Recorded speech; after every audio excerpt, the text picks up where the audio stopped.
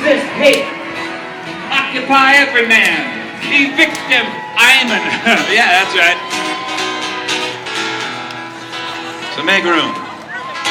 Here comes Mr. Anonymous. Guitars all over the place, that's what I'm talking about. Fists with space needles on them. 99% space needles, that's what I'm talking about. Everybody's here. Almost everybody's here. Even the man with the camera is here. Little babies are here. The unions are here. The soldiers are here. We know the police are here. That's a given. Everybody is here.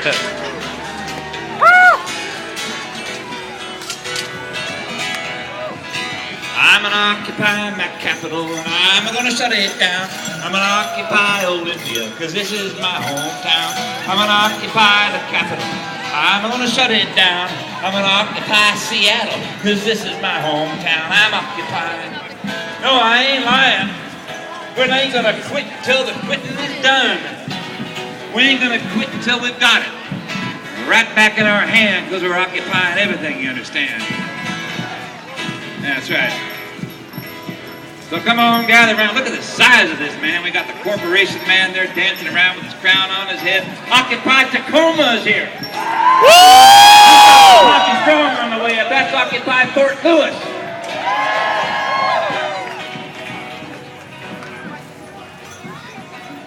Occupy Forks is here. That's what I'm talking about. We're getting down to the working class. That's right. That's what this is all made of. Yeah. I don't know what's going to go on now, but I got a feeling that something's going to happen, so I'm going to probably just get down for my guitar. It's good to see everybody show up here like that, right in the middle of a song. You know you can't go wrong when you're singing a song like that. Stop the war on working people. At home and abroad, occupy your neighborhood. Sisters organized for survival. Yeah, Wall Street did this. Make them pay. That's what I'm talking about. DC, listen to me. I brought you into the world and I can take you out. Yeah, that's a good one. That's what I'm talking about. I can take you out. Occupy everything. Bankers lied. Economy died. Yeah, that's what I'm talking about too. Jobs, not cuts. Well, I think my time is just about spent. I'm going to get down. I'm in Jim Page and I'm one of the 99%.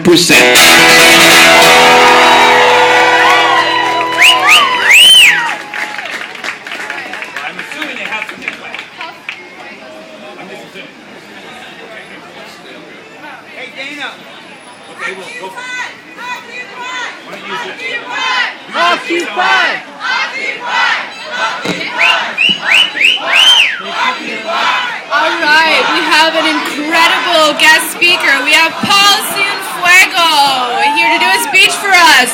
Let's get rallied up, people. Occupy Olympia.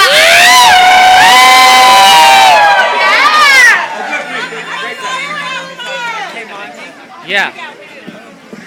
As soon as you wrap this up. Hello, Occupy! I am an educator and community organizer focusing my time on helping communities to rein in corporate power. As you possibly can get those. I live in Portland these days, but back in 1981 I graduated from the Evergreen State College. I'm a greener.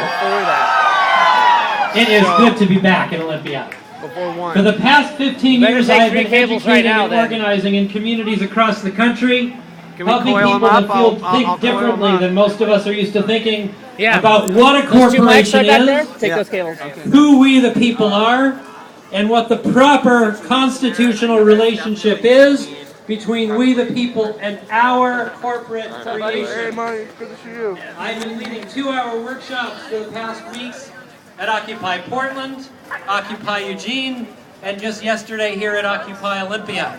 And the folks who are attending my workshops leave here feeling more empowered and excited and energized than they have in a long time.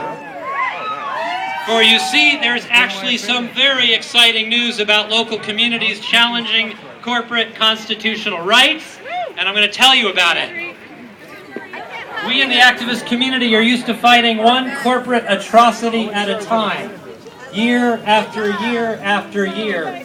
One corporate clear-cut at a time, one bank foreclosure at a time, one health insurance refusal to treat someone at a time, one closure of a factory at a time, over and over.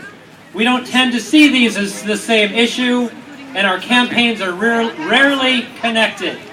We're battling different corporate activities, end of story, that's how we organize.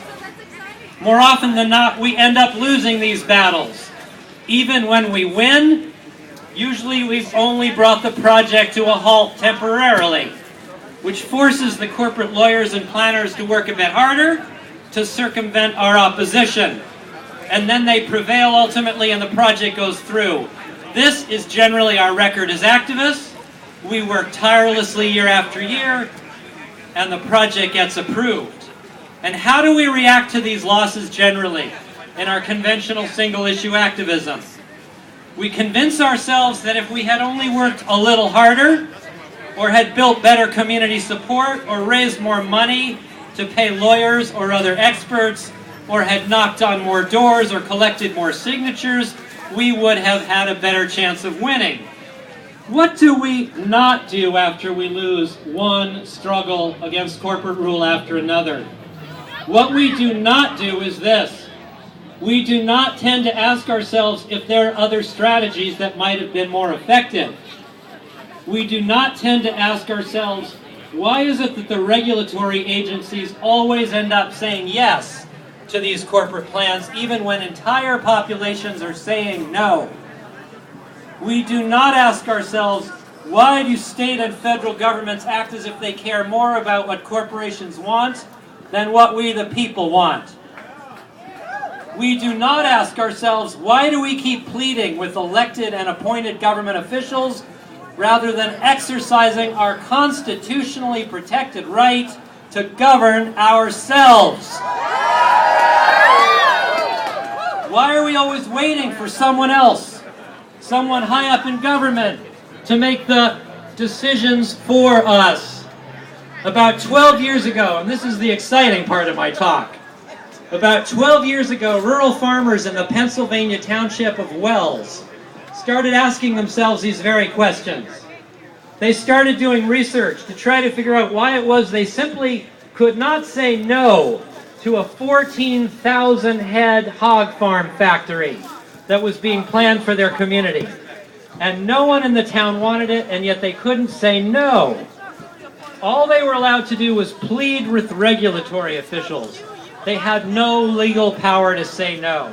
So they started learning their history, and they discovered they couldn't say no because factory farm corporations had won more corporate constitutional rights than they had. The corporations have been winning one constitutional right after another since 1819. And they were pissed about this, and they gave up pleading with regulatory officials, and they decided to exercise their right of self-government, and they passed the Anti-Corporate Farming Ordinance about a decade ago, which banned all non-family-owned corporations from engaging in farming or owning farmland. And the same ordinance stripped corporations of their constitutional so-called rights entirely. Within a year, 5 more Pennsylvania rural conservative townships had passed the identical law. Fast forward a couple of years, and dozens of communities in Pennsylvania and now other states in the Northeast have passed similar bans on corporate mining, corporate logging, corporate dumping of urban sewage sludge on farmland, and corporate groundwater extraction to sell in little plastic bottles.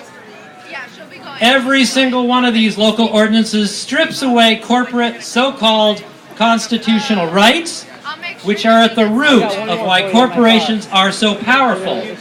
Corporate First Amendment rights of free speech, corporate 14th Amendment rights of due process and equal protection, corporate property rights. Rights are for people, not for corporations. And these same local laws also challenge the state's authority of preemption. What's that? State preemption gives government at the state level the local authority to stop, the legal authority to stop local governments from prohibiting a corporate activity which is legal at the state level. The people of these rural places said, we're not having any more of that. From here on out, we govern ourselves at the local level. Fast forward another couple of years. Believe it or not, in this country, in 6 states in the northeast of the United States now, 130 communities have now passed laws which dismantle corporate constitutional rights entirely at the local level and ban all sorts of legal corporate activities. In addition, amazingly enough, about 36 of these ordinances, for the very first time in American history, also protect the rights of nature.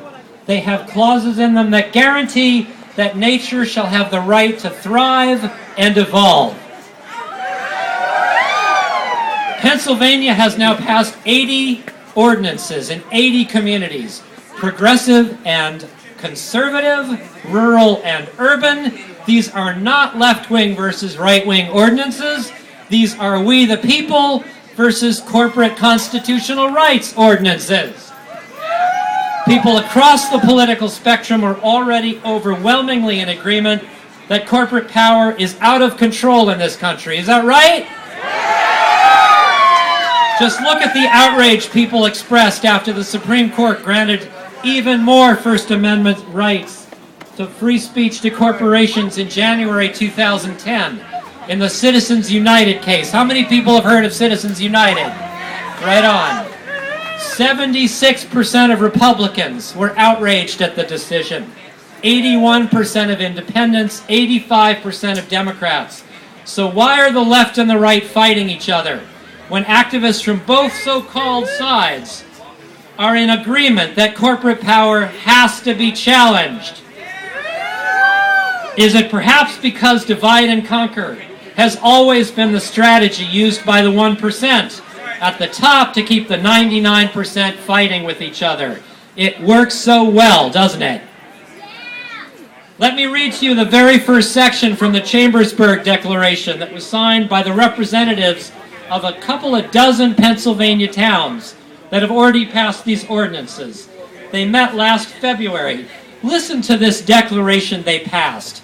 80 communities coming together in Pennsylvania. How many people This is something that sounds more like it came out of the American Revolution. We We declare that the political, legal, and economic systems of the U.S. allow in each generation an elite few to impose policy and governing decisions that threaten the very survival of human and natural communities. Who's organizing? We declare that the goal of these decisions is to concentrate wealth and greater governing power through the exploitation of human and natural communities, while promoting the belief that such exploitation is necessary for the common good.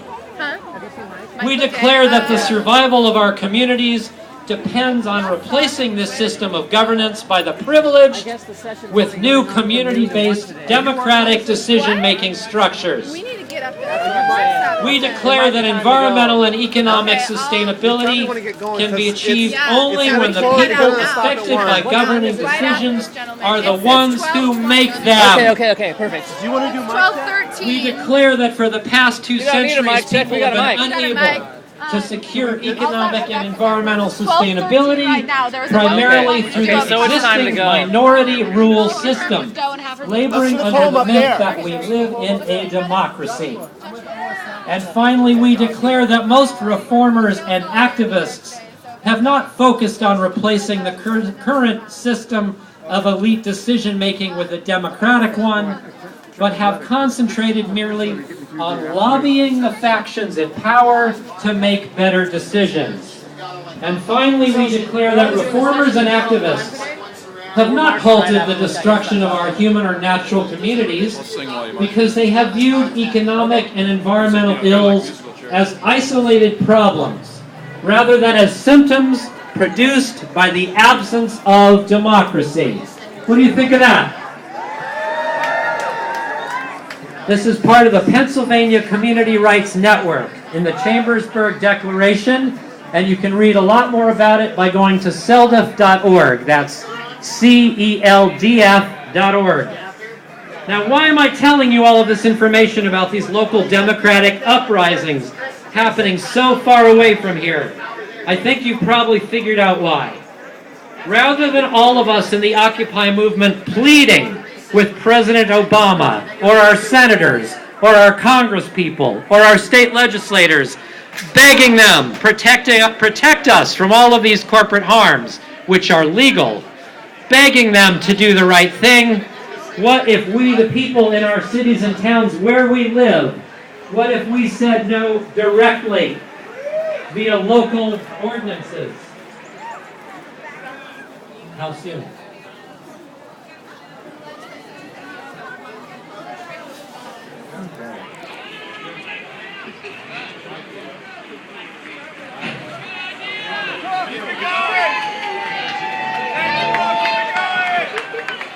So, this is what's happening, and the people of Pittsburgh, Pennsylvania recently banned fracking last November. Banned fracking. Stripped corporations of their rights.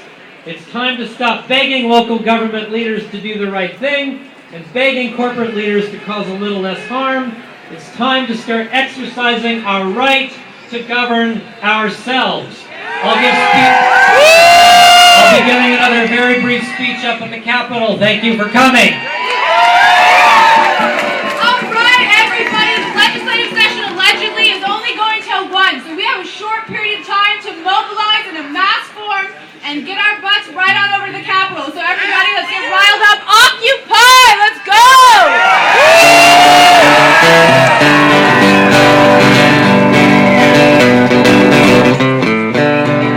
Little music to march by.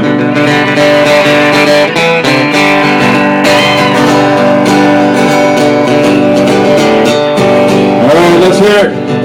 Love is a burning thing, and it makes a fiery ring. Bound by wild desire, I fell into a ring of fire. Here we go. I fell into a burning ring of fire. I went down, down, down, and the flames kept getting higher. And it burned, burned, burned, a ring of fire.